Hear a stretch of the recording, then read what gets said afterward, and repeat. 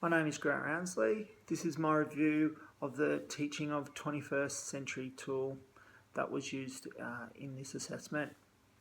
I'm a teacher at Beaumaris North Primary School. We have a cohort of 690 students. We have a motivated parent community and our students come to school ready to learn. We perform above the state benchmark. We are an international baccalaureate school and provide a comprehensive differentiated curriculum based on the primary years program, PYP, and the Victorian curriculum. In conducting the online assessment, 24 Year 6 students were directed to participate. They were given an hour to attempt the assessment and they were not aware of their partners and were only provided with technical support when required. During the assessment, there were some technical difficulties with students logging on and the assessment crashing. However, this was able to be managed and enough of the assessment was able to be completed.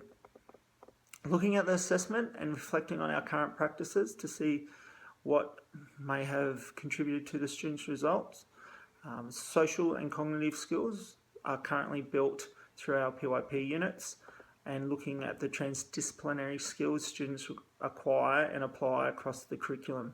Social skills, communication skills, thinking, research and self-management skills. These link to the AusVals, thinking processes domain, interpersonal development and personal learning. Within our school, students conduct an exhibition that allows for complex interactions among each other and the broader school community.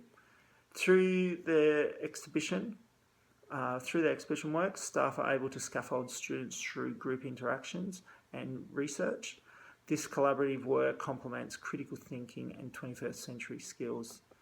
Staff obtain further insight into students' critical thinking and collaborative problem solving through our welfare program.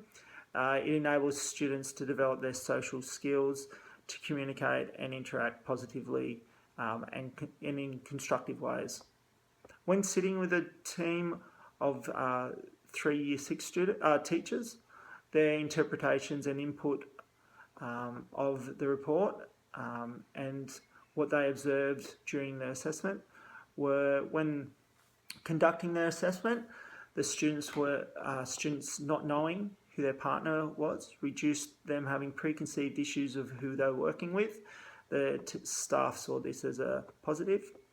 It was observed students that generally found doing tests hard and performed poorly were able to complete activities with a sense of achievement and less stress, and as results were not a pass or fail but a pathway for future learning. There was more positive feeling that came from the level and the results. The teachers commented they will be able to collaborate with each other using the data to inform differentiation across the students' level. The pathways are very clear. Groups can be created with different strengths, and this would enable students to scaffold each other's learning. Teachers will be able to use the reports to view the strengths of students and assist in developing where to next for them. It enables teachers to see where the student's zone of proximal development is in relation to cognitive and social interactions. It provided teachers with a differentiated perspective on students' abilities. Results from the assessment activities indicated that some of the strong personalities that stand out in class didn't necessarily perform the best within the social framework. Some students that are extremely quiet within their class social interactions were able to communicate and operate on a higher level than others. It was proposed that as these students didn't have to negotiate body language cues or develop anxiety with having conversations, they were able to focus more on higher levels of social interaction. Staff noted that our students have a very high social level in their testing, and they put this down to group work and welfare programs that are currently happening at our school. It was also suggested that interactions that occur nowadays online possibly allowed for high levels also. The cognitive levels of our students were noticeably lower than the social, though viewing the pathways within the cognitive readiness report still indicated that students were accessing a diverse range of skills to solve problems, and that staff mostly agreed with where specific students were levelled at. There was great interest around the level and pathways within the staff wanting to know if there is more assessment tasks that focus on different cognitive and social learning pathways. Are there teacher resources available to help build student cognitive and social pathways? And how do these tasks link with the curriculum we will be using next year? The Victorian curriculum was another question. And the staff were also interested to investigate if the data from the assessment matched across their teacher judgments and the current AusVals levels. Another question was, are there any similar assessments that can be accessed for the middle and lower primary year levels? I was feeling it would be great if there was, as the current assessment is a bit too challenging for the younger grades.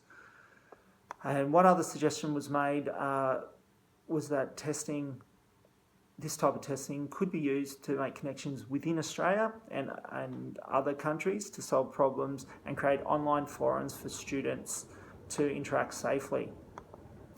The implications for our school based on the student reports and data is all the teachers would require professional development to strengthen their knowledge of collaborative problem solving framework.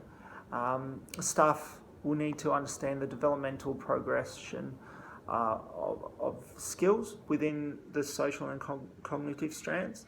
It is important as the area of 21st century skills is a core component of next year's Victorian curriculum. It is important to utilise funding from the department to allocate resources and training to better understand the critical and creative thinking and personal and social capabilities to enable a clear path for staff in developing students' critical skills through goal setting and explicit teaching. Use data from the assessment to target future focuses for the school.